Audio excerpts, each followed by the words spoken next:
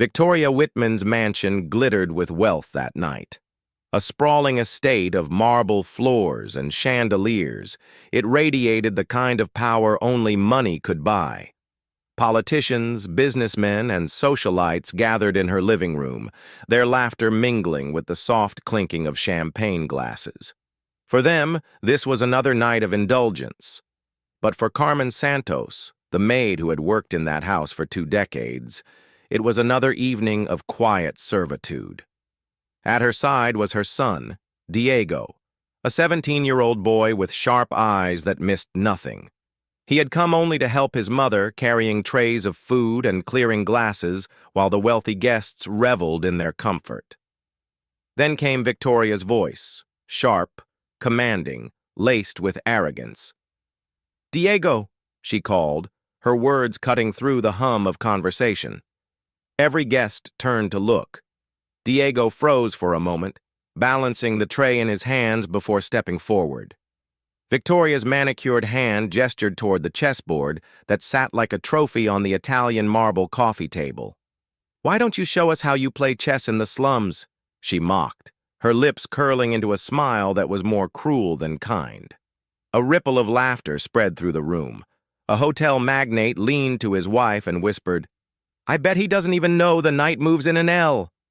Another guest chuckled, shaking his head at the boy's supposed misfortune. Carmen's face burned with shame as she clutched her tray tighter, her knuckles white, her eyes fixed on the floor. For 20 years she had endured humiliation in silence, but this cut deeper. It was her son they were mocking now. Victoria raised her glass as though to seal the entertainment. "Come, Carmen. Stop serving and watch. It will be educational for you both." Her tone dripped with condescension.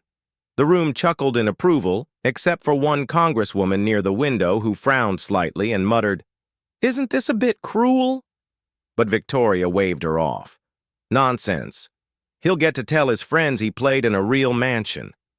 It's an opportunity. Diego finally set the tray down. He straightened his posture, his dark eyes sweeping across the room. He studied the faces of power, the smug smiles, the arrogance resting in their laughter. At 17, he already understood that silence revealed truths that words could never hide. He held their gaze with calm resolve before answering, his voice steady. "Of course, Mrs. Whitman. It will be my pleasure." The room grew quieter. Something in Diego's tone unsettled them, though they could not place it. Victoria smirked, satisfied she had secured her little performance. She sat back like a queen awaiting a spectacle, her jeweled fingers resting on the arm of her leather chair. The guests leaned closer, curious to see the game unfold. What Victoria did not know was that this boy, whom she so casually mocked, had spent 8 years teaching himself chess from worn library books. He had studied the openings of Fischer, the defenses of Kasparov, the endgames of Carlsen. Every night after finishing homework, Diego had practiced strategy while others wasted hours on distractions. He knew hundreds of variations by heart, and he carried them not as a game, but as a discipline, a quiet rebellion against the limitations of his world. The pieces gleamed under the chandelier as Diego took his seat. Victoria spoke proudly of the board, imported marble worth more than Diego could imagine, or so she thought. "Each piece is handcrafted," she boasted to her guests. "It's art as much as a game." Diego listened silently, his hands steady as he touched the first pawn. Carmen stood at the edge, torn between fear and pride. She wanted to shield her son from humiliation, but part of her knew he was different, stronger than she had ever realized. Her lips moved in silent prayer as the first moves began. Victoria played quickly with a casual arrogance. She believed the outcome was predetermined, and she wanted to humiliate Diego fast enough to amuse her audience. But Diego matched her without hesitation. His moves were precise, his eyes never leaving the board. The laughter that had filled the room moments earlier began to soften. The rhythm of the game shifted, subtle but undeniable. A businessman tugged at his tie, watching closely now. The congresswoman leaned forward, her earlier doubt replaced with curiosity. One by one, the whispers grew louder. "He's good," someone muttered. "Better than I thought." Victoria's smirk faded. She leaned in, suddenly aware that this was no simple show. Diego's strategy unfolded with quiet power, dismantling her control piece by piece. Pawns fell, rooks were cornered, bishops trapped. His hands moved quickly, confidently, but without arrogance. He was not playing to humiliate her. He was playing to win. By the 10th move, the energy in the room had shifted entirely. Carmen's heart pounded as she realized what was happening. Her son was not only holding his own, he was dominating. Each captured piece echoed like a blow against years of judgment, each move a reminder that dignity cannot be bought with wealth. Victoria's cheeks flushed as her confidence crumbled. She tried to recover, tried to outthink the boy she had mocked, but it was too late. The room was no longer laughing. It was silent, every pair of eyes fixed on the board. The smug smiles had vanished, replaced by something none of them had expected: respect. And then came the inevitable. Diego's knight closed in, his rook sealed the trap, and her king stood defenseless. His hand hovered for only a moment before placing the final piece. Checkmate. No words were needed. The silence of the room spoke louder than applause. Victoria's face stiffened, her pride shattered in front of the very people she had hoped to impress. Carmen's eyes filled with tears, pride replacing the humiliation that had weighed her down moments before. Diego rose calmly, bowed his head slightly, and stepped back. He did not gloat, did not smile. His dignity was enough. For the first time that evening, the powerful guests sat in uncomfortable silence. They had witnessed more than a game. They had seen arrogance defeated by discipline, judgment silenced by quiet strength. The Maid's son had not just beaten his wealthy opponent. He had shattered the illusion of superiority that bound that room together. The silence after Diego's victory lingered like a heavy curtain over the room. No one moved, no one laughed. For the first time that evening, the wealth and power assembled under Victoria Whitman's roof felt small in the face of something far greater. The Maid's son, whom they had dismissed without a thought, had shown them a truth they could no longer deny. Victoria forced a brittle smile, struggling to compose herself. "Well," she said, her voice thin, "that was unexpected." She tried to laugh, but the sound cracked under the weight of humiliation. Her guests avoided her eyes, unwilling to participate in her attempt to brush the moment aside. Carmen clutched her tray close to her chest, her heart swelling with pride. She had dreamed of seeing her son rise above judgment, but she never imagined it would happen here, in this room filled with arrogance. Diego stepped back respectfully, as though the game had meant nothing more to him than another quiet evening of study. But inside, he knew this moment carried weight. He had not played only for himself. He had played for his mother, for every slight they had endured, for every time the world had dismissed them. His victory was not just on the board. It was in the shifting expressions of those who watched him, forced to confront the arrogance of their assumptions. The congresswoman broke the silence first. "Impressive," she said softly, her voice carrying more weight than the scattered applause that followed. She looked at Diego with genuine respect, a rare gift in that house. A few other guests joined in reluctantly, clapping half-heartedly as if unsure whether to celebrate or condemn. Victoria's smile faltered further. She had planned to use Diego as a spectacle, a boy to be humiliated for her amusement, but the spectacle had turned against her. Now she was the one diminished, and Diego, the boy she had mocked, stood taller than them all. Carmen's hands trembled as she set the tray down. For years she had swallowed her pride, endured insults for the sake of survival. But tonight, she felt a surge of strength. Her son had not only defended his own dignity, He had restored hers as well. She whispered a prayer of gratitude, her eyes never leaving him. The guests tried to recover the evening, returning to their conversations and drinks, but the atmosphere had changed. Their laughter sounded forced now, their words hollow. The chessboard, once a symbol of Victoria's refinement, had become a reminder of her defeat. The pieces lay scattered, not just on marble but across the fragile pride of the woman who owned them. Victoria rose, her movements sharp, her voice cold. "That will be enough," she said. She dismissed Diego with a flick of her hand, but the authority in her tone rang empty. Diego bowed his head slightly, then stepped back beside his mother. Carmen reached for his hand, squeezing it tightly. Neither spoke, but their silence was stronger than any words could be. As the night wore on, the weight of what had happened remained. Some guests avoided Victoria's gaze entirely, unwilling to share in her humiliation. Others looked at Diego with new respect, though few would ever admit it aloud. And Carmen stood taller that night, her back straighter, her eyes brighter, as if the years of quiet endurance had finally found their reward. Later, as the last guests departed and the mansion grew quiet again, Carmen and Diego walked home together through the dark streets. The air was cool, carrying the scent of night-blooming jasmine. Carmen finally broke the silence. "I was afraid for you," she admitted softly. "But you were so calm, so sure." Diego glanced at her, his eyes steady. "You taught me to be strong," he said. "Every time you held your head high when they looked down on you, I learned. Tonight, I just showed them what you've always shown me." Tears filled Carmen's eyes as she smiled.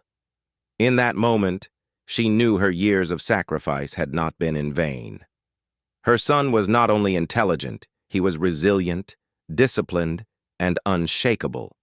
He had turned the very stage meant to humiliate him into a platform for dignity.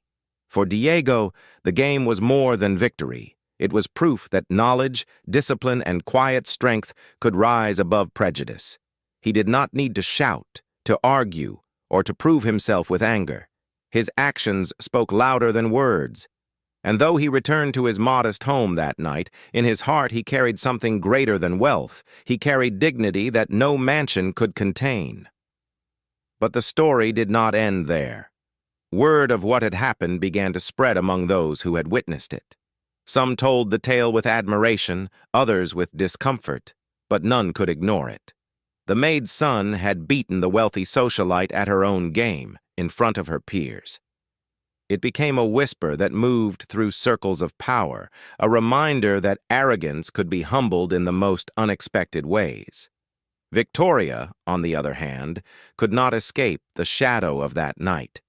Though she tried to dismiss it, though she insisted to her friends that it was a trivial game, the memory of her defeat haunted her. Each time she looked at the marble chessboard, she saw Diego's calm face, his steady hand placing the final piece. No wealth, no power, no influence could erase that image. For Carmen and Diego, life continued as before. She returned to work each day, and he returned to his studies. But something had changed. They walked with a little more confidence, carried themselves with a little more pride. The world still judged them, still tried to put them in their place, but they knew now that judgment could be defeated, not with anger, but with dignity and strength. The following days brought a ripple of consequences that Victoria Whitman could not contain. What she had imagined as an evening of entertainment, a display of her wealth and influence, had transformed into a living reminder of her arrogance. The guests who had once admired her charm now carried whispers of her humiliation. It started subtly. At the country club the next morning, Victoria noticed the glances. Women who usually clustered around her now offered only curt nods before drifting away. Men she had laughed with at countless charity events suddenly seemed too busy to speak. Their silence was more cutting than open criticism. She tried to pretend nothing had happened. It was just a silly game, she told anyone who would listen. The boy must have memorized a few tricks from the internet. But her words rang hollow. Those who had been present knew better. They had seen the precision in Diego's play, the calm mastery that could not be faked. Meanwhile, Diego returned to his routine without fanfare. He walked to school carrying his worn backpack. He studied in the evenings, as he always had, by the dim light of a second-hand lamp. To him, the night in the mansion was not about glory. It was simply another step in the quiet journey he had chosen years earlier when he discovered chess. But others had different plans for him. Congresswoman Mills could not shake the memory of the boy who had outplayed not just an opponent, but an entire system of arrogance. She replayed the scene in her mind. The calm posture, the unflinching gaze, the final word. Checkmate. It was more than a game. It was a message. Within days, she contacted Carmen discreetly. "Your son is extraordinary," she said, her tone measured but sincere. "Has he considered applying for scholarships?" Universities would compete to have someone like him. Carmen, unused to such praise, could only nod, her eyes wide with disbelief. "He studies on his own," she whispered. "We never had money for tutors." "That makes it even more remarkable," Mills replied. "I'll see what can be done."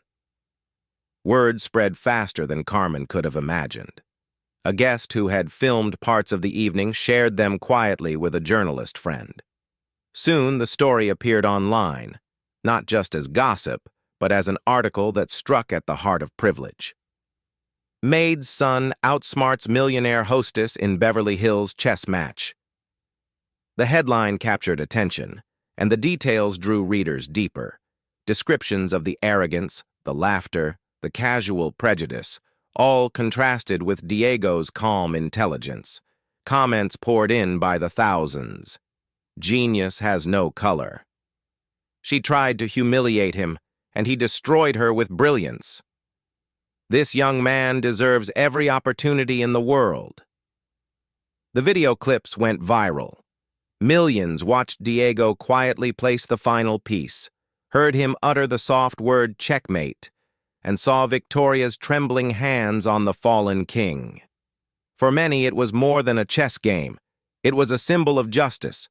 Carmen was overwhelmed. For years, she had lived unseen, her labor taken for granted. Now strangers from around the world sent messages of admiration for her son and respect for her sacrifices. She read them late at night, tears filling her eyes. "You raised a champion," one comment said. "The world needs more mothers like you." Diego, however, remained grounded. Fame did not interest him. "It's just chess, Mom," he told her, smiling gently. "The real work is still ahead." But he could not ignore the opportunities that now opened before him. Mills arranged meetings with academic counselors who were astonished at his self-taught mastery. He solved problems in minutes that left others speechless. Professors invited him to seminars usually reserved for graduate students.